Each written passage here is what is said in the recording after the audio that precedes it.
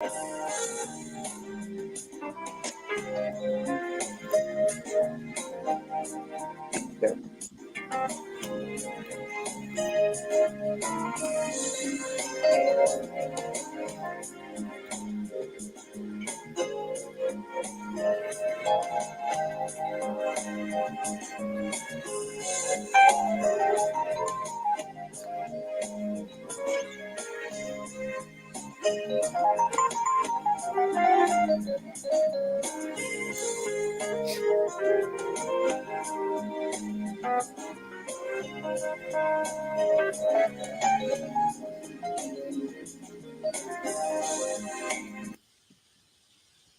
evening and Happy New Year to all of you. Welcome to the Speakeasy Podcast. I am your host, Constance Willard, and this is our series on relationships and Christian dating. And tonight, our topic of discussion is if loving you is wrong, do you want to be right? Let me say that again. If loving you is wrong, do you want to be right? Big question, good question. So tonight I have two of my panelists here with me. I have two more that will join later. I have Tracy Carr. Good evening, Tracy. How are you? I'm doing great. How are you? I'm doing great. And I have Pastor Robert Cockfield. Good evening, Pastor Cockfield. How are you? Doing great. Okay. And so you two heard our topic of discussion. And so let's talk about this thing.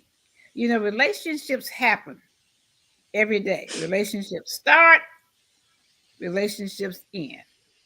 Relationships are kind of teased with a little bit and played with. Innuendos are made, hints are thrown out, sniffing takes place. You know, you sniff a little bit here, you sniff a little bit there, and all kind of thoughts run through your mind, and you're like, should I go there? Is it safe for me to go there? Do I really want to go there? Now, I know this thing is not right for me, but do I really care about being right? If loving you is wrong, do you want to be right? So, Pastor Cockfield, talk to us for a minute. Give us your thoughts on the subject. Well, to be truthful, I've been on both sides of the fence where you do it the right way and you do it the wrong way. And so let me start with it depends on what your benchmarks or standards are, and that can be at any given time. And what I mean by that is, it's a lot of folks that know what the Bible has to say. They can quote scriptures. They can talk about, you know, I was raised a certain way and my doctrinal position, all that stuff. But they still find themselves in relationships that they shouldn't find themselves in, be it if they're married and having an extramarital affair, even if they were not married, but they're, and from a biblical perspective, fornicating, as they call it, or fornication.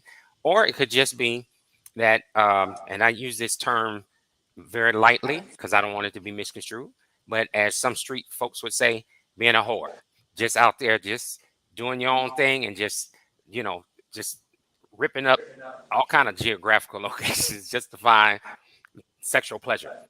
So my take on this is it really depends on where is your body, soul, and spirit at the time. That's one. Who you're connected to. Is it God or yourself? That's two. And three, when you are indulging in those type of things, and if it's the flesh or your body and soul and your heart without the connection of God, you're gonna do it. And what's gonna really sustain you from or stopping you from doing it? I'm a firm believer in that, and I think we lie about that a lot. We'll try to justify it. No, to answer your question, it's many times I knew it was right, what was wrong. I did it because I wanted to do it. It wasn't a mistake. It wasn't. It just happened. It snuck up on me. No. I wanted to do it, and then God forbid if you do it and it's good or it's better than what you had or have, you're in trouble. You're on fire, and that's and that's the God honest truth. And I've seen a many go down in flames because it was better than what they had or what they have, and so I think it just comes back down to transparency. And let me just throw this in here too. I think too much blame gets shifted when we know we want to do the wrong thing. Like I've heard many people in relationships say, if it's consummated or not, and say, "Oh, I fell into it," or it just snuck up on me, or she did this, he did that. Quit lying. At the end of the day, it was a choice that has to be made by that individual, and you got to own it. And that's why I teach my kids. I tell everybody else, if you do it, own it. Just just say you own it. Instead of just lying to people, because it really does no good for you or the other person or anybody else that's attached to that. Okay, fantastic. So let me ask you this. Where does maturity, and when I speak of maturity, I'm speaking of age wise, growth wise, spiritual maturity. Where do they fit in Um, this whole gambit here? they they How do they fit? they do fit, and it really comes down to. Let me start with this. So for me, because I grew up in the church, when the spiritual maturity plays a big part, if I so desire to let it. So it's not that the maturity is not present. Do I want to be mature at that moment or time or space and place in my life? That's one. Even from a natural perspective, that there are certain instances where I might feel that what I'm doing is mature. I can The famous line is nobody's business what I do. That can be an endearment to say that I'm mature, that I'm a big boy, and this is a choice that I have made. Does it make it right? No. It really is in it's a heart matter. It's what we use to justify what maturity is. For me, are we talking the village? We talking biblically? Are we talking the way I was raised?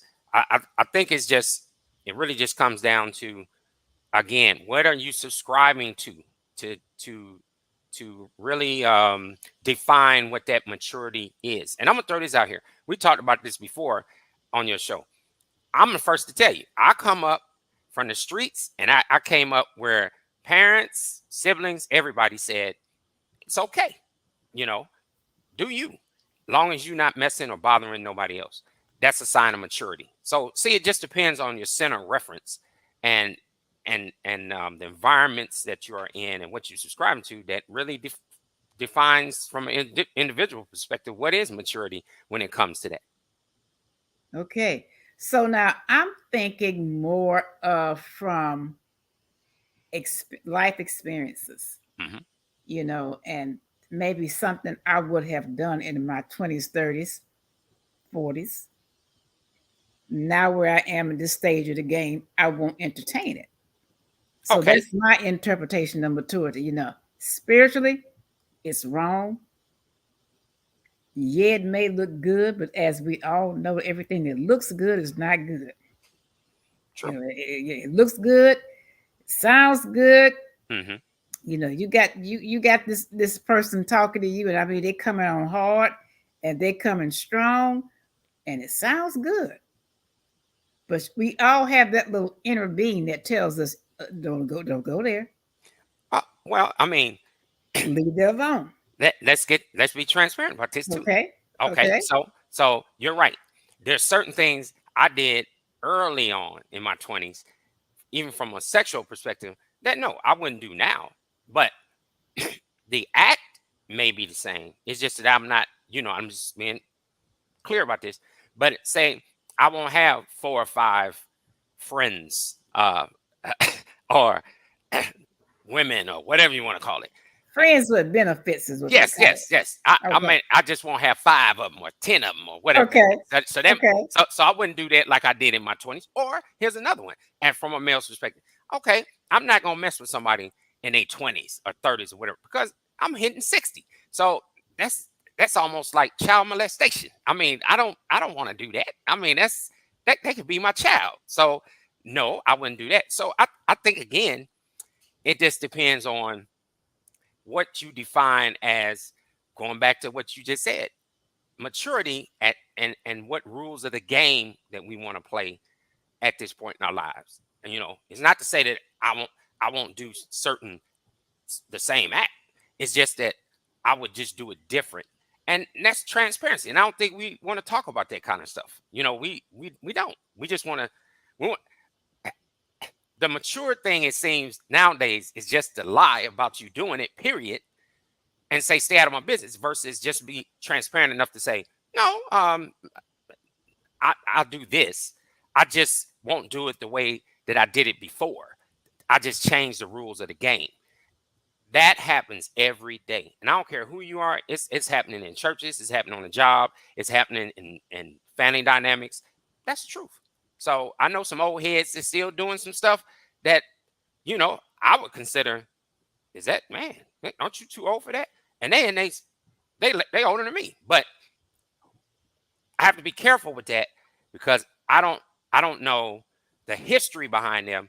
It just may be whatever they're doing now. That's maturity to them. And it's a matter of being non-judgmental. Yes.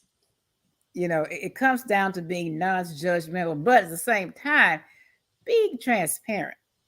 Because I've listened to a lot of people talk and verbalize things that have happened to them or things that they have experienced and that they are still experiencing as a result of past things that they've witnessed or been a part of.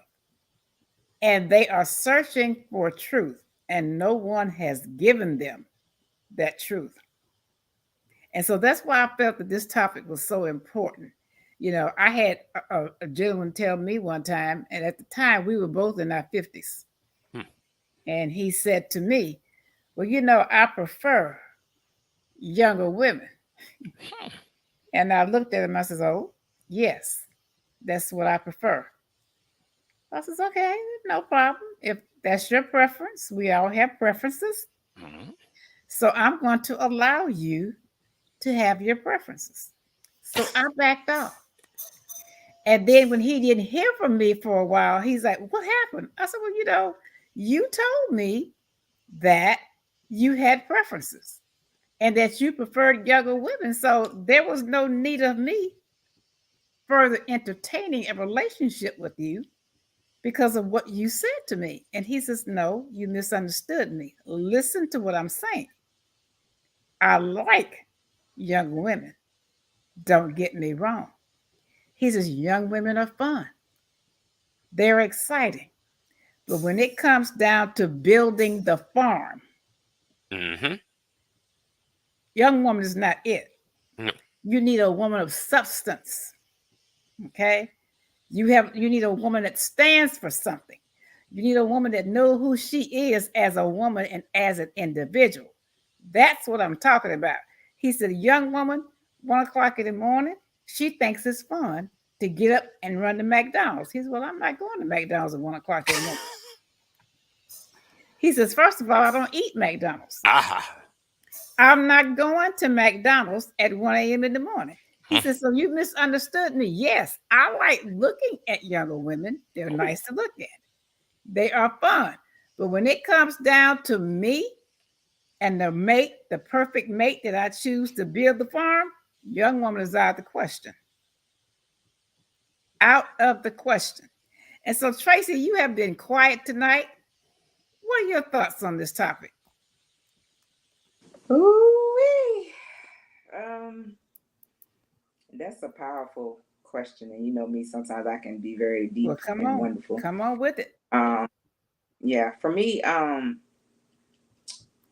it's a lot of angles you can go. If loving you is wrong, I don't want to be right. No, not I don't want to be. Do you want to be? Look, I said I don't want to be. Oh, okay. I'm sorry. Go ahead. um, you know what? It's a double edged sword when it comes to that. Even something that Robert was saying. Sometimes you find yourself in situations that you don't even know how you landed there. And it's back to maturity. It starts out one way and ends up another way, and then I have said this before. Something that feels so right can be so wrong. And once again, some of the things that you spoke about was the word of God, living the standard, the means of knowing what is right in God's eyes, but dealing with the past, dealing with things that you have seen growing up, is one of those things. It's a challenge, and you have to be mature about it because of the people that surround you, that can be involved as well, and you just don't want your good to be evil spoken of. And so, because of those things, you do have to be careful, but at the same time, is like you said, I don't want to be right, but it's so wrong. The other thing that I thought about, let's talk about us as individuals. If loving you, me, is wrong, I don't want to be right. A lot of times we put ourselves aside to accommodate, to help and fix somebody else. And it's one of those things that you know who you are, but you deplete yourself, kind of like we discussed before. You deplete yourself to complete somebody else. And it gets to a point in your life where you want to learn how to complete yourself. It's not that you're not being mature, it's just that sooner or later you grow up and you put yourself in a position like I have neglected myself for so long to make sure everybody else is taken care of.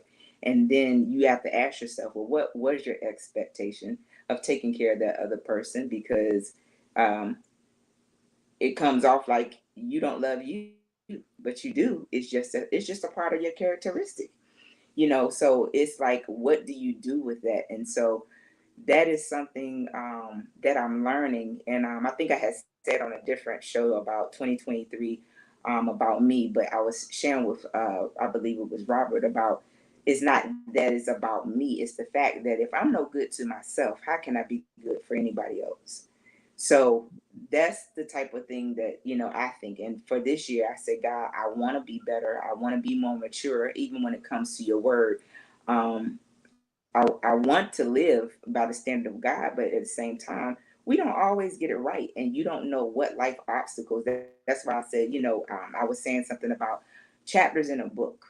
And when you talk about chapters, I'm like, man, there are so many chapters, and you don't know what page you're about to turn into because you don't know what's inside that chapter to get that person to where they are. So even back to, if loving you is wrong, it can be wrong, but the situation sometimes make it so right. So it's just a self-reflection. It puts you back in a predicament, like opening up that book, open up the chapter, and the truth actually sooner or later reveals itself. And sometimes I even talk to God and I say, God, in that process of knowing, sometimes it could be what God has assigned you to. Not necessarily knowing that if that person is strong enough to be with them themselves. A lot of people make things about sex, and it's not about sex. Sometimes it's just somebody just being accountable and just making sure that, hey, that person that you do love is a-okay, and that person that loves you is a-okay. And so I think sometimes we take it out of context, and because of the way we look at things from a biblical standard, and yes, I get it, but at the same time, like I said, when the truth reveals itself on how things actually transpire, um sometimes I say, okay, God, what do you do with this? So if it's wrong, I don't want to be right. And I yield my mic. Okay, now you mentioned an interesting point. You said the situation sometimes makes it right. But what if it's the situation that makes it wrong? Talk Oh to me yeah. about that. Okay, so what makes it wrong is when you start letting them body parts get involved emotionally, physically. Um, it's the sexual content, and that's the part people don't want to talk about. It's the sexual part. You get so mixed up. It is, hey, when it comes to that, you get to a position where you want what you want, and it could be something simple. Like I said, sex don't just start up in the bedroom. Sex starts over the telephone. Sex could saying, "Oh, how was your day?" And next thing and I think I was sharing this with somebody before. I was saying like, I think the discussion basically was about how do two people end up in the wrong situation. And so I said, well, it takes two people to take their clothes off. So it's a decision that you make, because ain't nothing gonna slip and flip and dip unless you make it happen. So you get to a point in Woo. your life where those are the obstacles and those are the decisions that you make and you enjoy it. But it's back to that thing that I was saying. If this is if loving you is wrong, why does it feel so right? Well, That let me say something. Go So, ahead, Pastor Garfield. so first of all, let me make this clear. Purpose and intent plays a big part in this. And if I'm supposed to be accountable to the people that I am to be accountable for, and even as a shepherd, I'm wrong. Period. I right. can't. You can't. There's nothing. No justification in it. That's number one. And number two, Oh, even no justification. Mhm. yeah. So that's one. Because at the end of the day, I was purpose for what God brought me here for. But here's what I want to throw out here. Right. So I'm just gonna give you an example of a scripture and how things can go south. So Proverbs 31:10-11. An excellent wife who can find, she is far more precious than jewels. We've heard this. The heart of her husband trusts in her, and he will have no lack of gain. Now, just in reading that scripture, there are variables in that could just make it wrong. For instance, is there trust between you and this person? What do you do when there's no trust in him, or what got you there? You could just start off the relationship lying, saying, "Oh, I trust you." I don't, because of previous experiences before you got married. It's how things are brought to the table and what you do with them, and that transparency. It's going back to transparency. So if I'm in that situation, if you married for a long time and then you turn around and say, "Okay, well, we don't trust each other," and then hypothetically, say a person say, "I don't want you no more." Well, then in my heart, I could take two positions. Okay, God, I'm gonna do the right thing and see what the end gonna be and see how this gonna work itself out and just leave well enough alone. Or I could take this position and this disposition, and I could say, well, you know what? Someone else's trash is someone else's treasure. So good. I tell you what I'm gonna do. I'm gonna do my thing. There again, that's me making that decision. What we go wrong is lying to people and like God had something to do with it. God ain't had nothing to do with that. That was my decision. I chose to say, okay, well, you don't want me. Somebody else will. And then I have choices to make. How do I consummate and first of all, dissolve and resolve this first relationship that's in crisis? And then what do I do to do his will and way and do it right? Do I have the patience to do that? Do I have the will Mhm. to do that? Do do because of previous hurts? Do I even want to do it? That's being transparent. I might just say, you know what, God, you know what, hey, I'm tired of this. And you dismiss God in the whole process. That's truth. We don't want to say it. God know, I know, and then when people ask, they should know. You should just be honest and just tell the truth. You know what's right. You said it. I don't want to do right. That's a choice we make. And let me just go one step further. And if you make that decision, is it right for me to say that I'm holding a standard of God? We don't want to be honest about that. We should just be honest and say, at this moment in my life, I'm not holding that standard because I just choose not to.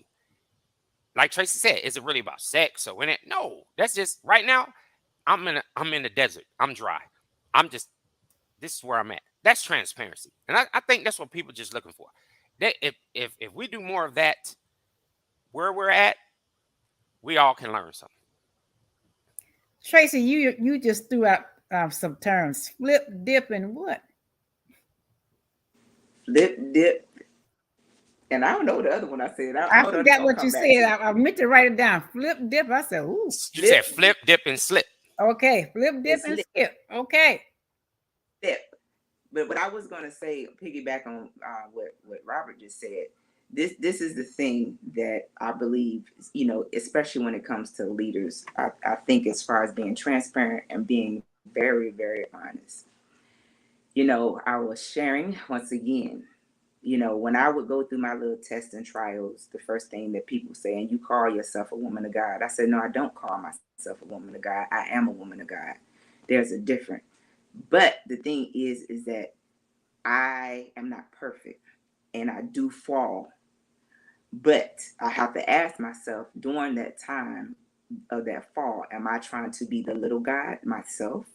Or am I fully like ordained or fully studying or fully covered? Like, am I doing everything to cover myself to keep me from being just in that rightful position? And sometimes, once again, you get in that position where, hey, here you go again. I mean, especially when you've been dealing with this all your life, what have you really seen? It's two sides of a fence. And when you say two sides of a fence, I said, I have my mother, the DNA, and I have my father. I have learned so much more and more every day. And my sons and I talk about it because of these generational curses. And you sometimes don't even realize that you're living the generational curse that has been going on. And then one day you get a phone call and it's revealed to you, and you're like, what in the world? And so for me, I have decided, because of some of the things that I have learned recently, it bothers me because I don't want to live that same life that was revealed to me. And I know this. And some of this stuff has been going on for 40 something years. So Wow. it's okay. And no, it's not okay. So what does that look like? So it's, for me, sometimes it becomes very personal, very hurtful, because, and the other thing about myself is that I don't like living in a place where I'm thinking one thing is going on, then when I find out that it's not, then I'm being in a place that, I mean, I'm thinking we going down the right street, and then boom, what? And then here you are, and sometimes life is too far gone, and saying, you're saying, oh, okay, God, how do we fix this? So I'm saying, as far as individuals, you want something. I was told today, and I laugh because I'm like, why do people feel like they can read my book? And they say, Tracy, and I think I shared with Robert, and I think I may have shared with Constance before. You are so independent. And I said, okay, so what are you saying? You'll be fine with a man or without a man. You know how to take care of your own. And I don't like hearing that, even though I know that's just me, because a lot of times I be doing stuff and you be like, what the world?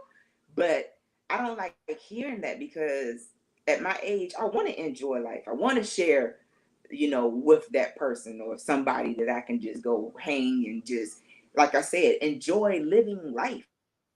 That's it. Enjoy living life. And I'm like, why is it that, oh, Tracy, you'll be fine? I don't want to hear all that. I don't. I just want to enjoy life. What's wrong with Wow. enjoying life? Wow. That's it. Wow. And Yeah. so I'm going to get with Juanita here in a second, but I have one more question I want to throw out there on the table. You said you asked God to fix it. My question is, why wasn't God consulted from the beginning? Oh, because let me tell you something, woman of God. I'm saying, because when you being that little G, you already feel like it's already being fixed. And you feel like, once again, you got to know the difference between an assignment and what you're really supposed to be doing. If you don't recognize that assignment, and maybe that assignment is over, then maybe you're becoming the one who now has been stuck. Because what happens is, you got to realize that we are being taught lessons. And if you don't learn that lesson, you're going to go deeper and you're going to go deeper. And then you're going to ask yourself, how did I get in this position? And you're so far gone when you haven't contacted God anyway.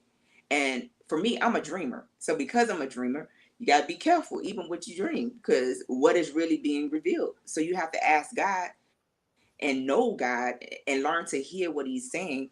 And during my time when I was going through my little fasting and my surgery, whatever, God revealed a whole lot to me. And I'm like, wow, it's not that, because it started out, well, let me take that back. It may not have started out the God way, but God still gave me a discernment that there are certain things that I needed to do. When he called me, I answered. It was just certain things that took place. And now, now is what was Robert, his favorite thing. Now you have to deal with the consequences You have of to own it. some of the You have to own it. decisions. Yes. Yeah, you have to take ownership. And the thing about it is, what honestly, the truth is that when you have two people that may be doing wrong, what are you owning? Because you all, if there's no labels, there's nothing that you're just coexisting. You have to own what you have done, but what are you owning and where are you going? So, Wow. so let me throw this out here. So what do we own? This is Ephesians 4:1-3, and I am not trying to get deep and wonderful.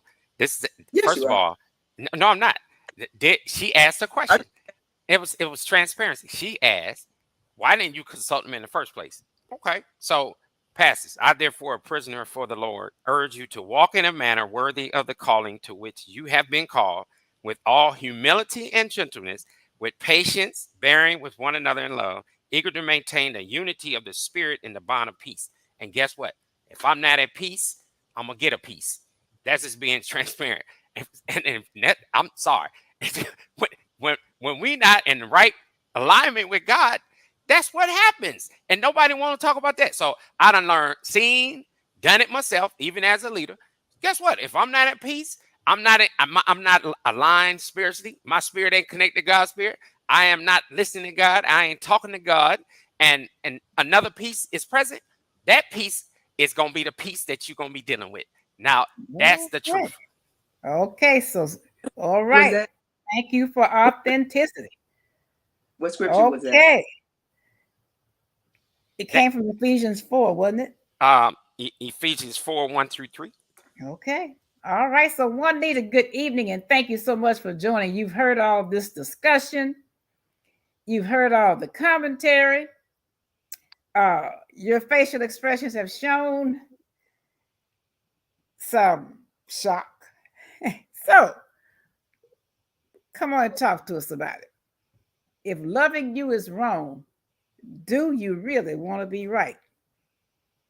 No, to be honest, absolutely not. Okay. I want what I want, and when that flesh is rising up, that flesh is gonna get what it's gonna get. Okay. So yeah, no. Okay. Okay. So she said, no, I do not. All right. So this is a very interesting discussion. Um, Pastor Cockfield has given us some scriptures to consider, but I think I can say that the general consensus is that we don't consult God as we should when we entertain these relationships. We go for it. And Tracy, you said that you have to be able to discern whether it's an assignment. Well, my thing is it an assignment or a hookup? And if it's a hookup, who put the hook out there? That's what I want to know. That's what I'm I'm just saying. asking for a friend. That's right. See, that's what I'm talking about. Hook up. There Look, you go. even Adam and Eve knew what they was doing. God Yeah, told them, don't do that. And what they do? they Oh did. man, made all kind of excuses, all that stuff. That's what I'm saying. We know what we doing. They knew what they was doing, but then they got caught. So the hookup, and let me talk about that hookup real quick. Come on, man. This is what I've heard and seen so much, and it's ridiculous. Oh, I didn't ask for this. I didn't. You lying wonder. Yes, you did. You, 'cause you knew doggone well what you wanted in the first place, and Juanita just said it. She said, "No, Woo. I want what I want." That's the bottom line. And if spirits line up, I'm talking about spirits. I ain't talking about the spirit. If spirits Okay. line up, oh, it's hell to pay. Cause I'm gonna tell you right now. Guess what you gonna do? The kindred spirits gonna line up and see the enemy's smart. He ain't stupid. He know what your weaknesses are. He'll bring you just what it's gonna take for you to go down in flames or for you to do what you're going to do. Where I got the problem is just be honest about it. Say, instead of saying, Lord, I thank you, just say, well, Satan, that was pretty good. Huh? That's tasty. You know what? Thank you for the dish. Huh? We don't want to we don't want to do that. We want to sit here and lie on God. That is crazy, man. Own your stuff. Sorry. Okay, Tracy. You can own it, but the reason why I said knowing if it's an assignment, because sometimes it is. Sometimes you don't even know you about to get hooked on the hookup. Sometimes your soul is back to what we talked about as far as being blinded, because you're thinking one thing, but when them but when them scales come off them eyes, you try to figure out how in the world did I get in this situation, and it happens. I hate to say it, it happens sometimes. I mean, I don't know if I can speak about anybody else. Sometimes you can really be going to do X, Y, Z, and you get so comfortable and going to do X, Y, Z, and that's then your comfort is getting very too close for comfort, and you there, and that's just being transparent. And once again, I hate to say it about, like I said, leaders. I'm gonna say even leaders in the pulpit, because your cup has really overflowed, and when it goes empty, those are the most sneakiest, craziest times that before you know it, boom. And guess what? Some of them, they may want it to happen. Hey, you never know. But at the same time, some people really go in with the right intentions of doing what they're supposed to be doing. And Okay, and that's so I'm a leader, and here's I've said this before. I blame parishioners just as much as the leader and leaders of the leader, because they give passes. See, we don't yeah. want to talk about it either. So let's hit that one. Now, I've been there before, been there and done it. So guess what? It's a lot of cats in the pulpit, him and her, been tearing up some stuff, and then the church know, and then the leadership know, and the members like, well, that Negro can preach. So you know what? We don't want another pastor. We're gonna give him a pass. Or it could just be other leaders who him or her hanging around, and they doing the same stuff. And it's all about the money. It's all about filling them seats. It's all about business. And they know doggone well that cat dirty, him or her. And they give them passes. And when you keep doing that, and I blame prostitute, you set them glass houses up, and then you just tell people, don't throw the rock. Don't break the glass. Nobody gonna get better. That's why the whole church ends up jacked up. That's the truth. So there again, it's transparency. We all are culpable in a lot of this stuff, because behind the scenes we don't want to tell the truth. We giving passes and we saying it's okay. So you're gonna have those jacked up behaviors, because church ain't nothing but a sample size of the community in the first place. So if you're hoeing, that means it's other hoes in there too. And then guess what? You got to be careful. And if we just give people passes like that, it's gonna be a lot of hoeing. Mm. Okay. All right. So once again, Pastor Cockfield has put it plainly out there for us. So if loving you is wrong, do you want to be right? Now, back in the 60s, there was a young man by the name of Luther Ingram, and he had a song, If Loving You Is Wrong, I Don't Want to Be. Luther just went ahead and told the truth. He just went ahead and told the truth. Now I don't want to be right. I'm going to do what I want to do, whether it's wrong or whether it's right. He put it out there. But for me, I decided to put a twist on it. And guess what? I'm getting the same response. Question just kind of twisted a little bit, getting the same response. So the overall consensus is, when it comes to loving, if that's what you want to call it, or as Pastor Cockfield say, hoeing, if that's what you want to call it. Tracy wanted to put it real nice, prim and proper, and say assignment, but no ma'am, no ma'am. Hookup. It's a hookup. There's no other way to size it or shape it. It's a hookup. And we're getting the same response. People want what they want, how they want it, and they'll pray and ask for forgiveness later. Let's just go ahead and be for real. Talk to me, somebody. Juanita. They'll pray and ask for forgiveness sometimes.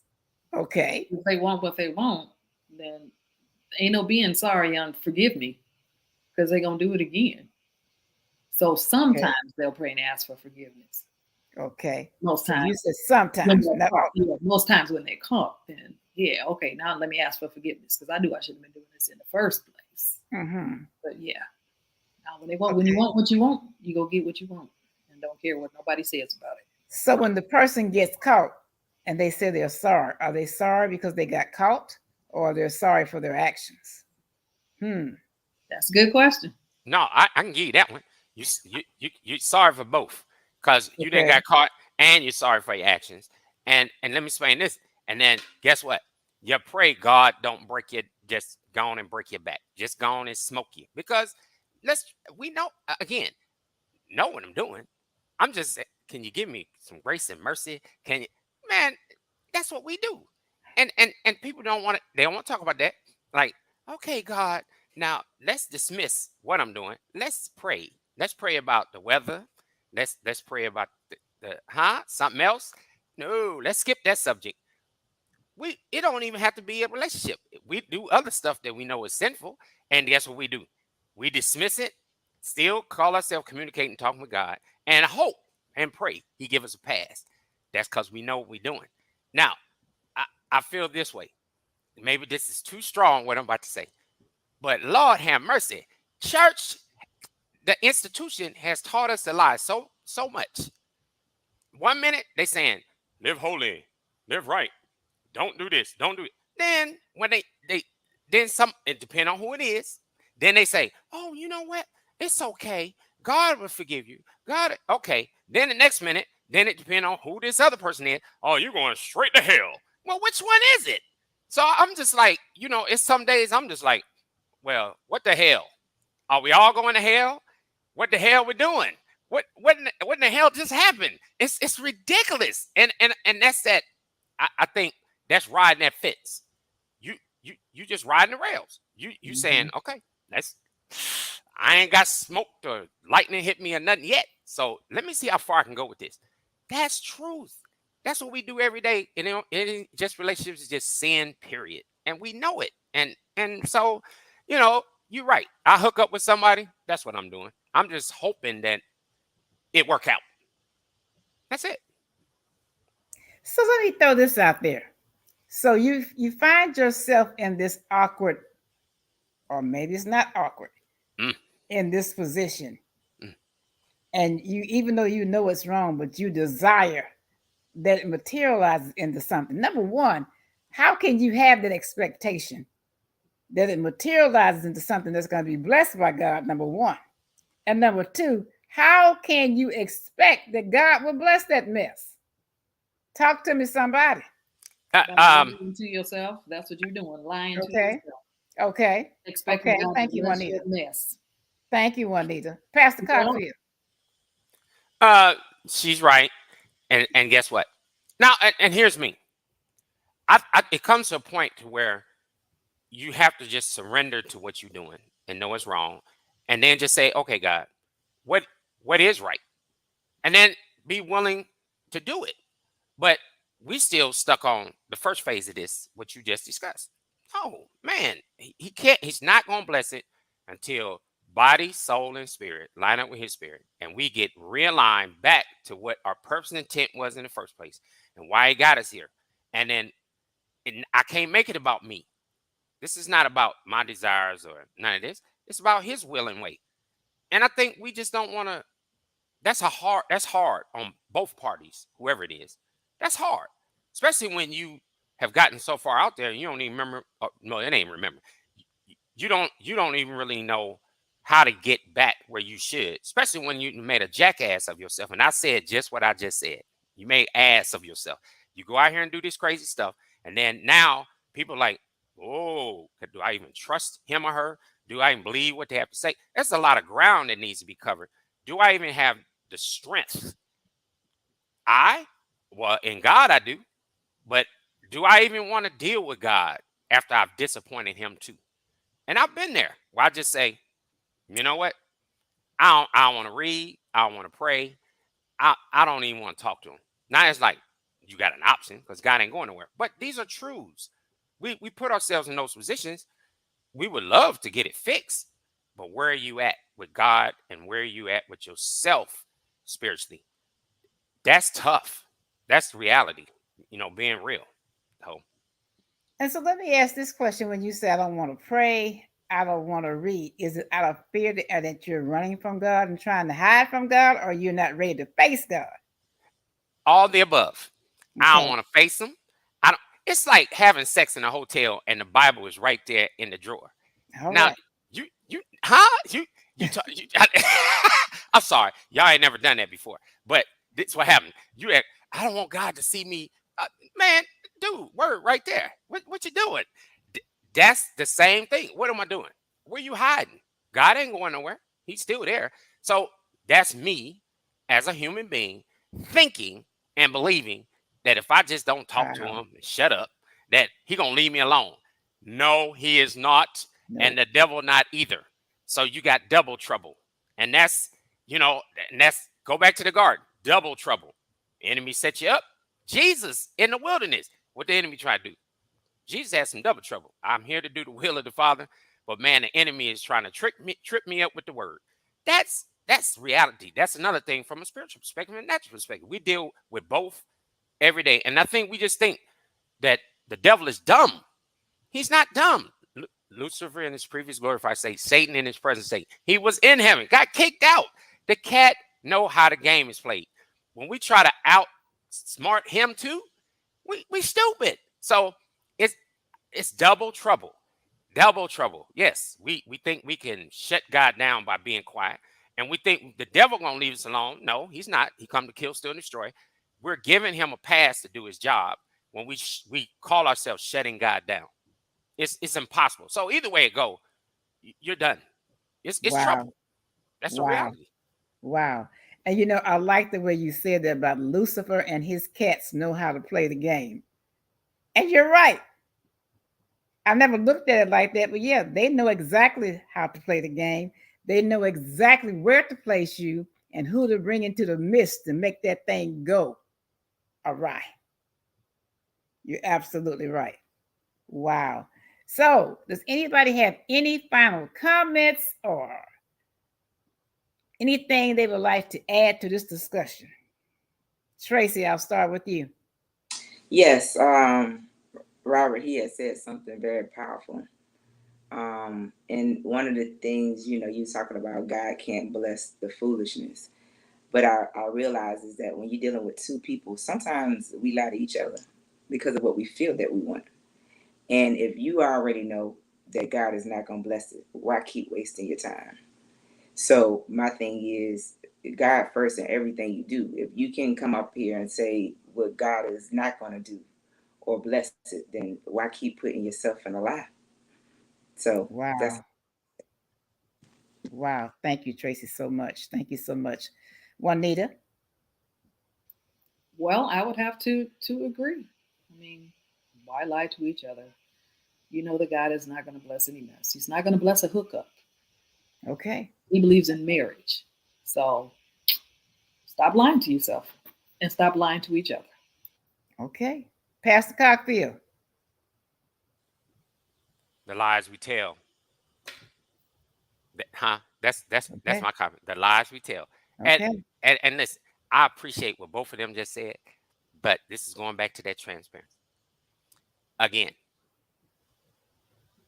I am where I am. I do what I do.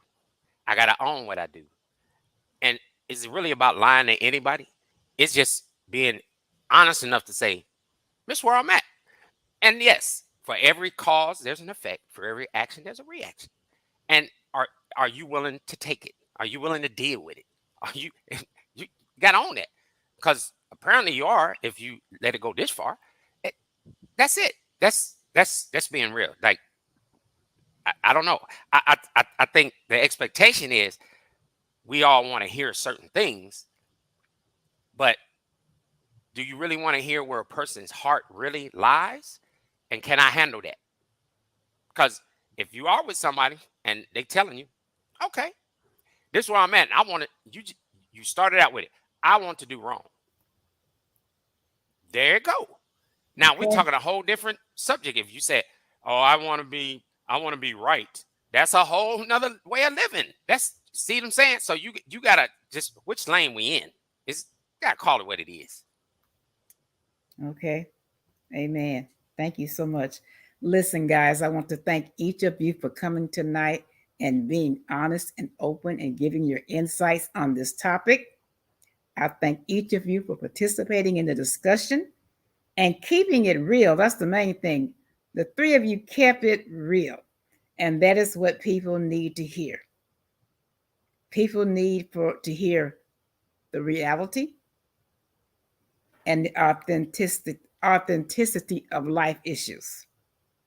Is so much needed. So I thank all three of you, Tracy Carr, Robert Cockfield, and Juanita R. Williams. This is the Speakeasy Podcast, and I am your host, Constance Woolard, and I want to thank you so much for joining our first episode of 2023. We are here on Tuesdays, every first and third Tuesday, well, no, second and fourth Tuesday of the month. So until next time, may God continue to bless you richly today, tomorrow, and always, and have a good night.